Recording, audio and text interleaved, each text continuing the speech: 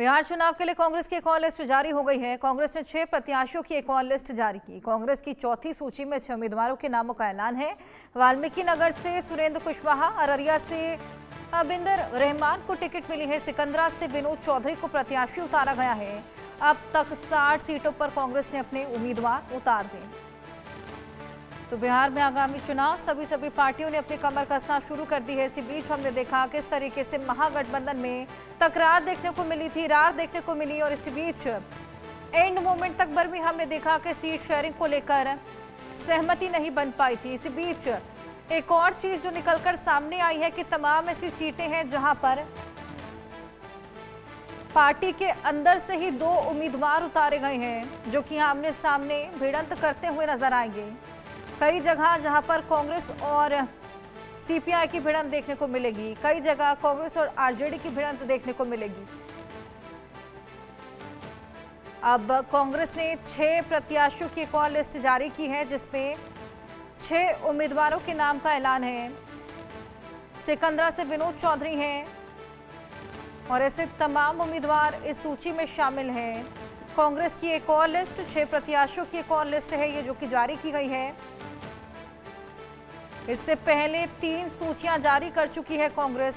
सिकंदरा से विनोद चौधरी, जिनका नाम इस सूची में शामिल है, लेकिन अभी तक ये नहीं क्लियर हो पा रहा कि कितनी सीटों पर कांग्रेस लड़ने वाली है, क्योंकि सीट शेयरिंग को लेकर सहमति बनती हुई नजर नहीं आई थी और लगातार लिस्ट पर लिस्ट जारी की जा रही है।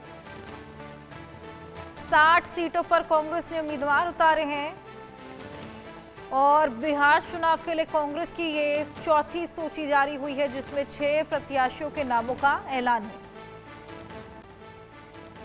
अररिया से अबिंदर रहमान को टिकट दिया गया है, चुनावी मैदान में उतारा गया है।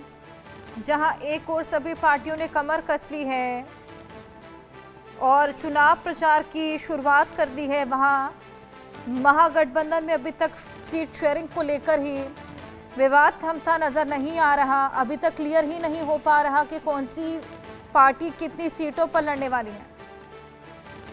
और जानकारी इसको लेकर लेते हैं, आनंद सिंह हमारे सहयोगी हमारे साथ जुड़ गए हैं। आनंद, ये समझ पाना ही मुश्किल हो गया है कि कांग्रेस कितनी सीटों पर चुनाव लड़ने वाली है, क्योंकि सीट शेयरिंग को लेकर सहमति एंड मोमेंट तक बनती हुई नजर नहीं आई थी। अब लिस्ट पर लिस्ट जारी की जा रही है।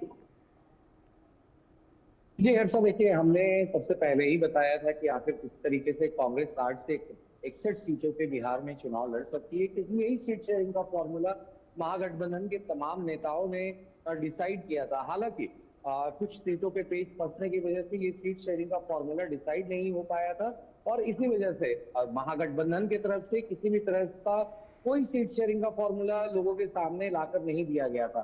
तो वहीं अगर हम बात करें तो ये कांग्रेस की आधिकारिक रूप से चौथी सूची है, क्योंकि पहली सूची में 48 कैंडिडेट का नाम दिया था, फिर एक सूची में 1 कैंडिडेट का नाम आया था, फिर दूसरी सूची में 5 और आज देर रात जो है 6 कैंडिडेट्स के नाम कांग्रेस ने अपने वहां अनाउंस किए हैं।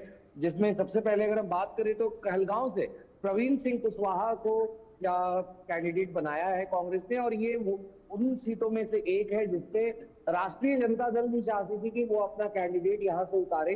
तो कहीं ना कहीं कुछ सीटें ऐसी थी, करीब 6 से 7 सीटें ऐसी थी जिनमें बात नहीं बन पा रही थी, और उनमें से एक ये कहलगांव की सीट थी। अररिया से भी हमने देखा कि कांग्रेस ने किस तरह से अपना प्रत्याशी उतारा है। फिर वाल्मीकि नगर से सुरेंद्र प्रसाद कुशवाहा को भी टिकट दी गई है। इसके अलावा अगर हम बात करें तो फिर बरारी से तौकीर आलम को कांग्रेस ने अपना उम्मीदवार बनाया है। वहीं सिकंदरा जो सुरक्षित सीट है एससी के लिए, यहाँ से विनोद चौधरी को कांग्रेस पार्टी ने अपना उम्मीदवार बनाया है। तो कहीं ना कहीं जो सीटों को लेकर तकरार बनी हुई है महागठबंधन में, वो अब भी जारी है। और ऐसे में ही जो लगातार कांग्रेस पार्टी कहते आ रही थी कि महागठबंधन में ठीक है, राष्ट्रीय जनता दल भी कह रही थी सब कुछ ठीक है, मगर जिस तरह से अपने ही कैंडिडेट के अगेंस्ट में जहां जहां पर इन लोगों ने 2-2 कैंडिडेट उतरे हैं महागठबंधन के, तो ऐसे में हर चीज सही नहीं दिख रही थी। तो अब कांग्रेस ने अपनी अंतिम सूची भी निकाल दी है, क्योंकि आज दूसरे फेज का जो नॉमिनेशन है उसका आखिरी दिन है नामांकन का। तो ऐसे में अब कांग्रेस ने आधिकारिक तौर पे कुल 60 कैंडिडेट्स को मैदान में उतारा है बिहार चुनाव को लेकर। अगर हम वही बात करें राष्ट्रीय जनता दल की, तो वो भी 130 से 135 सीटों के बीच में ही अपने उम्मीदवार उतारने जा रही है। जी बिल्कुल आनंद, लेकिन अगर अभी से इतना कंफ्यूजन है तो आगे चल के तो सीएम फेस पर बेहद ज्यादा घमासान देखने को मिलने वाला है जब सीट शेयरिंग पर ही बात नहीं बन पा रही।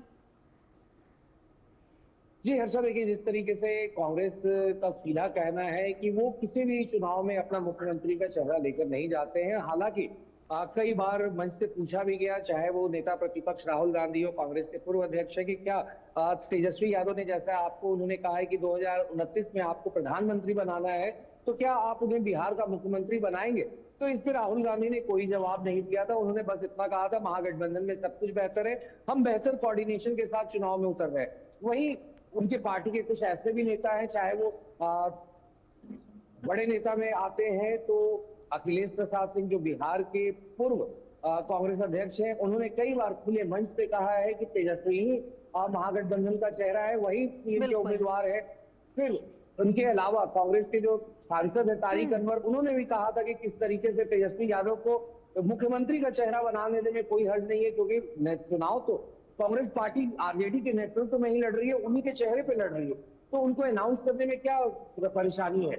मगर कांग्रेस कहीं ना कहीं, उनका कहना है कि हम कभी भी अपने चीफ मिनिस्टर फेस का उम्मीदवार नहीं बनाते, हमने कभी अनाउंस नहीं किया है अपने चुनाव से आनंद, पहले। अभी चौथी सूची जारी हो गई है, 60 सीटों पर उम्मीदवार उतार दिए गए हैं, लेकिन अगर अगली लिस्ट भी जारी होती है तो वो वाकई चर्चा का विषय बन जाएगी। बहुत शुक्रिया।